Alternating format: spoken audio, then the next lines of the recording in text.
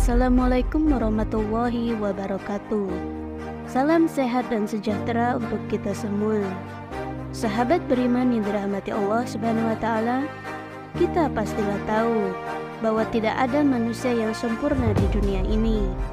Karena sesungguhnya kesempurnaan itu hanya dimiliki oleh yang maha sempurna, yaitu Allah Subhanahu wa taala, yang menciptakan segala yang di langit dan di bumi ini, termasuk kita manusia. Salah satu ketidaksempurnaan kita sebagai manusia adalah rasa tidak puas atau tidak bersyukur atas segala ketentuan yang telah Allah Subhanahu wa taala berikan kepada kita. Rasa tidak puas ini bisa menimbulkan penyakit hati. Ada beberapa jenis penyakit hati, di antaranya iri, dengki atau hasad, riya, pamer, ujub, sombong.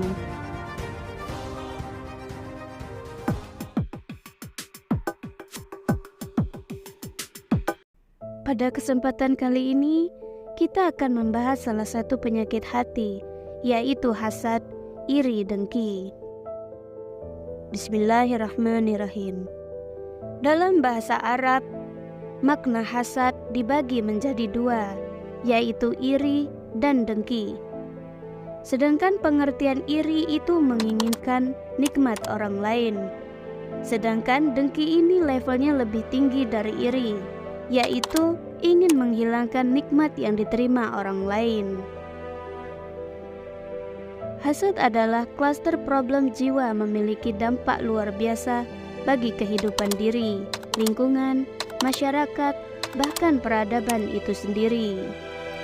Betapa banyak perkelahian, percekcokan, dan saling membunuh yang diakibatkan oleh munculnya sikap dengki. Dari hasil pemeriksaan motif, pelaku tega merampok dan membunuh hanya karena merasa iri dengan korban yang usaha toko sembako miliknya lebih laris.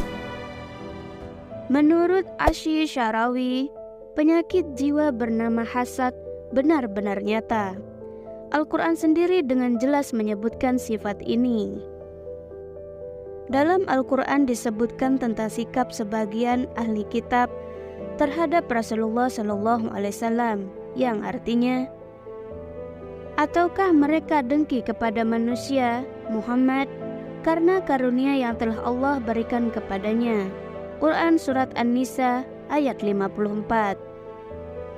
Demikian juga Rasulullah SAW menyebutkan dengan jelas agar siapapun menghindari penyakit hati ini. Jauhilah dirimu dari hasad, karena sesungguhnya hasad itu memakan kebaikan-kebaikan sebagaimana api membakar kayu bakar. Hadis riwayat Abu Daud. Dan Allah Subhanahu wa taala juga menyuruh kita untuk meminta perlindungan sebagaimana yang tercantum dalam Al-Quran Surat Al-Falaq ayat 5, yang artinya, dan dari kejahatan orang-orang yang dengki apabila dia dengki.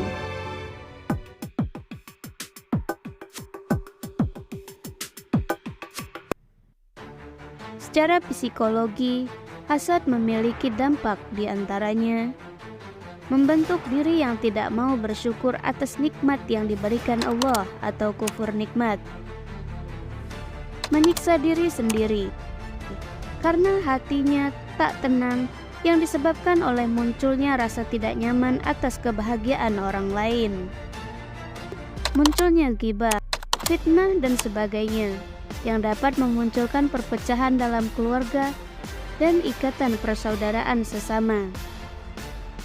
Munculnya kebencian dan permusuhan yang dapat menimbulkan kerusakan dalam jangka waktu yang tak terbatas. Imam Ahmad dan Tirmizi meriwayatkan hadis dari Az-Zubair bin Al-Awwam radhiyallahu anha dari Nabi Muhammad SAW. Beliau bersabda, penyakit umat-umat sebelum kalian telah menyerang kalian, yaitu dengki dan benci. Benci adalah pemotong agama dan bukan pemotong rambut. Demi zat yang jiwa Muhammad berada di tangannya, kalian tidak beriman, sehingga kalian saling mencintai. Maukah kalian aku tunjukkan sesuatu yang jika kalian kerjakan, maka kalian saling mencintai? sebarkanlah salam di antara kalian. Hadis riwayat Tirmizi. Dampak hasad sungguh luar biasa, bahwa hasad dapat menghancurkan seluruh amal soleh.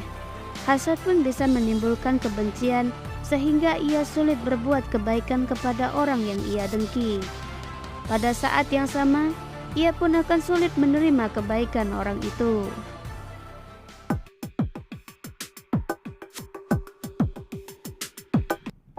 Terdapat sepenggal kisah tentang seorang raja dan penasehatnya. Pada suatu hari, seorang penasehat datang kepada raja dan menasehatinya. Balaslah orang yang berbuat baik karena kebaikan yang ia lakukan kepada baginda. Tetapi jangan hiraukan orang yang berbuat dengki pada baginda, karena kedengkian itu sudah cukup untuk mencelakakan dirinya. Maksud dari penasehat itu adalah kita harus membalas kebaikan orang yang berbuat baik kepada kita. Namun, kita jangan membalas orang yang berbuat dengki dengan kedengkian lagi. Cukup kita biarkan saja. Lalu hadir di istana itu seorang pendengki. Sesaat setelah penasehat raja telah pergi, ia menghadap raja dan berkata, "Tadi orang itu berbicara kepadaku bahwa mulut baginda bau. Jika baginda tak percaya, panggillah lagi orang itu esok hari. Jika ia menutup mulutnya, itu pertanda ia menghindari bau mulut baginda." Raja pun tersinggung dan berjanji akan memanggil si penasehat esok hari. Sebelum penasehat itu dipanggil, si pendengki menghampiri penasehat itu terlebih dahulu dan mengundangnya untuk makan bersama.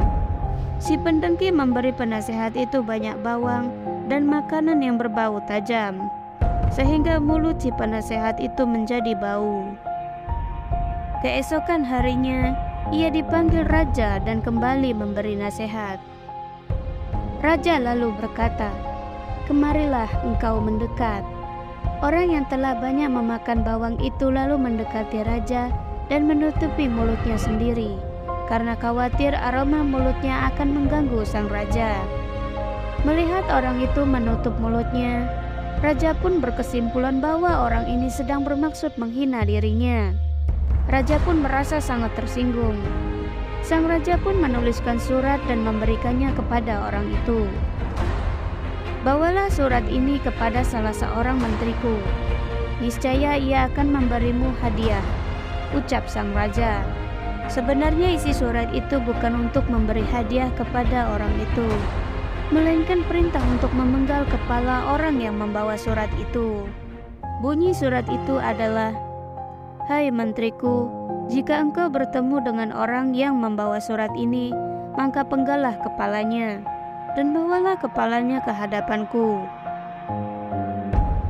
Lalu pergilah si penasehat dari istana dengan membawa surat itu.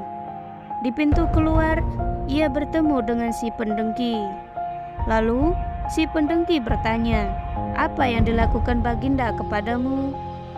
Si penasehat pun menjawab, "Raja menjanjikan aku hadiah dari salah satu menterinya dari surat ini."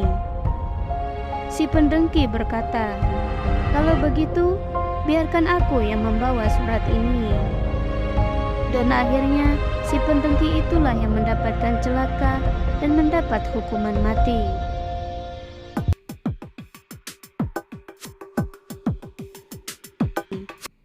Dengki hanya akan merugikan diri sendiri. Cara menetralisirnya hanyalah dengan kita selalu menanamkan rasa syukur ke dalam hati kita atas segala nikmat yang telah Allah berikan kepada kita, agar hati dan pikiran kita tenang dan menjalani hidup dengan seimbang.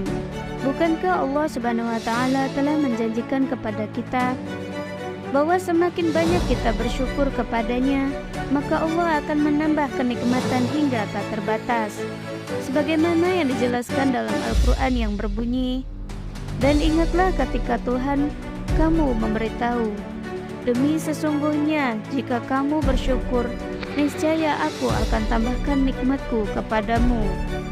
Dan demi sesungguhnya Jika kamu kufur atau ingkar, sesungguhnya azabku amatlah pedih.